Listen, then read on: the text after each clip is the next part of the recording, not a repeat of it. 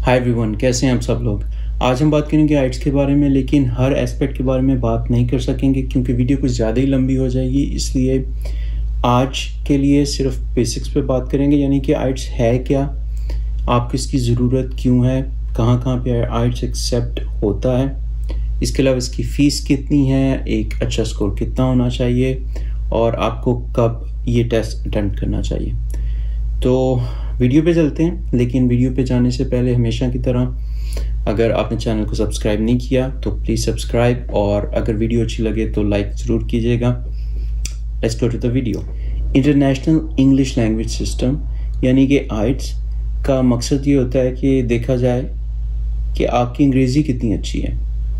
अगर आपका ताल्लुक़ किसी इंग्लिश स्पीकिंग कंट्री से नहीं है, यानी कि आप न्यूजीलैंड, ऑस्ट्रेलिया, यूके, कनाडा या यूएसए में पैदा नहीं हुए और आप वहाँ जाना चाह रहे हैं स्टडीज़ के लिए या इमिग्रेशन के लिए, तो आपको अपनी इंग्लिश लैंग्वेज स्किल जो हैं वो प्रूव करने होते हैं और उसके लिए आइट्स जैसे टेस्ट जो हैं वो लिए जाते हैं। इसमें एक चीज़ आप याद रखिएगा कि अगर आप यूएसए में स्टडी के लिए जा रहे हैं, और मैं इमिग्रेशन की बात नहीं कर रहा, स्टडीज़ की बात कर रहा हूँ। इमिग्रेशन के लिए एक्चुअली यूएसए में कोई स्टैंडर्डाइज टेस्ट नहीं है, वो खुद ही इंटरव्यू लेते हैं इमिग्रेशन के लिए। लेकिन अगर आप स्टडी के लिए जाना चाह रहे हैं तो यूएसए में टॉफल प्रेफर होता है कंपेयर टू आइट्स। इतना कोई ज़्यादा फ़र्क नहीं है टॉफल और आइट्स में, ऑब्वियसली डिफरेंट टेस्ट हैं तो कोई बेसिक डिफरेंसेस तो हैं, लेकिन अगर आप यूएसए में सिर्फ स्टडी के लिए अप्लाई करना चाह रहे हैं तो प्रेफरेबली आपको टॉफल देना चाहिए, क्योंकि टॉफल यूएसए में एटलीस्ट हर जगह एक्सेप्ट होता है और कनाडा में भी काफ़ी जगह काफ़ी यूनिवर्सिटीज़ में एक्सेप्ट होता है। अगर आप यूएसए के अलावा किसी भी दूसरी इंग्लिश स्पीकिंग कंट्री या नॉन इंग्लिश स्पीकिंग कंट्री में कोई इंग्लिश टॉट कोर्स के लिए जा रहे हैं तो उसमें आप आइट्स दे सकते हैं। तो यूएसए के अलावा तकरीबन तमाम दुनिया में आइट्स एक्सेप्ट हो जाता है। टॉफल पे बात कर ही रहे हैं तो एक सवाल जो अक्सर लोग पूछते हैं कि अगर आपके पास आइट्स नहीं है तो उसके अलावा कोई ऐसे टेस्ट हैं जो एक्सेप्ट हो जाते हैं। एक्सपीरियंस में आया वो ये है कि कुछ पीएचडी स्टूडेंट्स जो हैं उनके लिए उनके जो एडवाइज़र प्रोफेसर हैं वो आइट्स टेस्ट को एग्जाम कर देते हैं, तो उन्हें आइट्स नहीं देना पड़ता। इसके अलावा अगर आप किसी इंग्लिश टॉट प्रोग्राम में नहीं जा रहे, मिसाल के तौर पे अगर आप जर्मनी जा रहे हैं और आपका जो कोर्स है वो इंग्लिश टॉट नहीं है बल्कि जर्मन टॉट है, तो आपको एक्चुअली आइट्स की ज़रूरत नहीं है, आपको जर्मन लैंग्वेज का सर्टिफिकेट चाहिए होगा। इसके अलावा मैंने कुछ एक्सेप्शंस ऐसी भी देखी हैं कि लोग अपनी यूनिवर्सिटी से इंग्लिश प्रोफिशिएंसी लेटर ले लेते हैं, उसमें ये लिखा होता है कि जो आपने कोर्स किया है वो इंग्लिश में डिलीवर किया गया था। तो कुछ एक दो प्रोग्राम शायद इसको भी एक्सेप्ट कर लेते होंगे, लेकिन ये प्रेफर्ड नहीं है। प्रेफर्ड यही है कि आप आइट्स दें, which is much more wide acceptance compare to other alternate ways।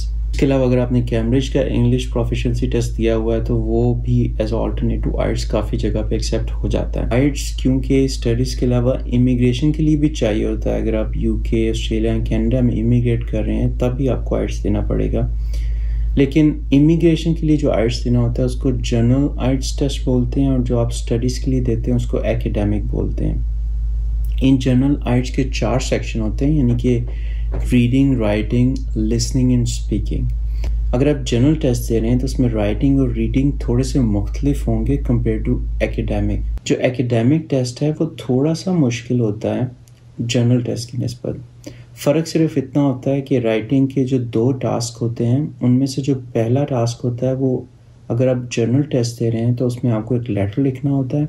अगर आप एकेडमिक टेस्ट दे रहे हैं तो आपको कोई भी फिगर या चार्ट दिया जाता है जिसका आपने एनालिसिस करना होता है थ्रू राइटिंग।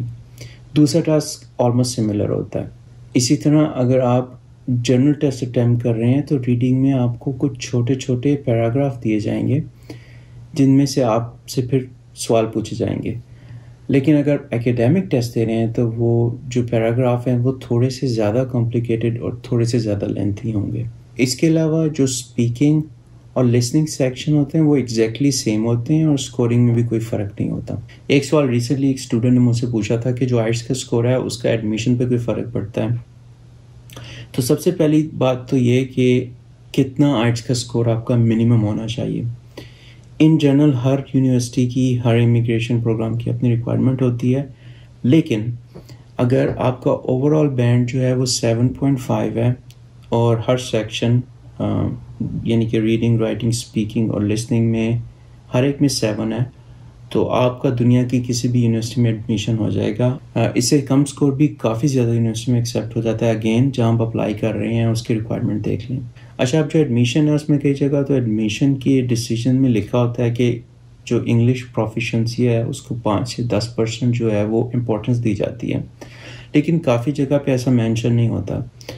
ऐसी सूरत में भी मेरे पर्सनल एक्सपीरियंस में आइट्स का अच्छा स्कोर आपकी एप्लीकेशन को काफ़ी बेहतर कर सकता है। स्पेशली पूरी दुनिया से लोग अप्लाई कर रहे होते हैं और कंपटीशन काफ़ी ज़्यादा होता है। तो अगर आपकी GPA, letter of recommendation, personal statement एक लेवल पे है लेकिन आपका आइट्स का स्कोर किसी दूसरे कैंडिडेट से बहुत अच्छा है, तो आपके चांसेस ज़्यादा हो जाते हैं। इसी तरह स्पेशली जब आप मास्टर्स या PhD में जाते हैं तो आपको थीसिस लिखना होता है।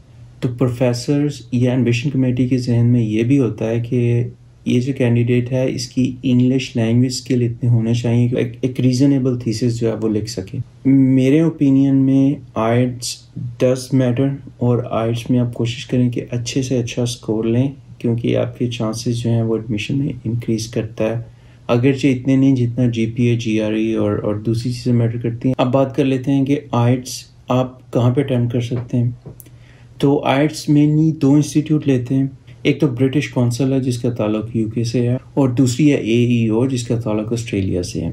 इन दोनों के बीच में कोई ख़ास फ़र्क नहीं है, सिर्फ टेस्ट को एडमिनिस्टर करने का डिफरेंस है, वरना जो टेस्ट है वो असल में सेम ही होता है, क्योंकि आइट्स का टेस्ट जो है वो कैम्ब्रिज यूनिवर्सिटी प्रिपेयर करती है और ये जो दोनों इंस्टीट्यूट हैं सिर्फ उसकी एडमिनिस्ट्रेशन करते हैं। तो टेस्ट जो हैं वो एग्जैक्टली सेम होते हैं, चाहे आप AEO से दें या ब्रिटिश काउंसिल से दें।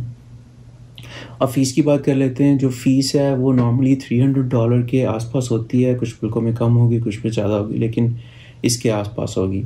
जो आइट्स है उसकी वैलिडिटी जो है वो 2 साल के लिए होती है, यानी जिस डेट पे आप आइट्स देंगे उससे 2 साल तक वो वैलिड रहेगा, उसके बाद आपको दोबारा आइट्स देना पड़ेगा।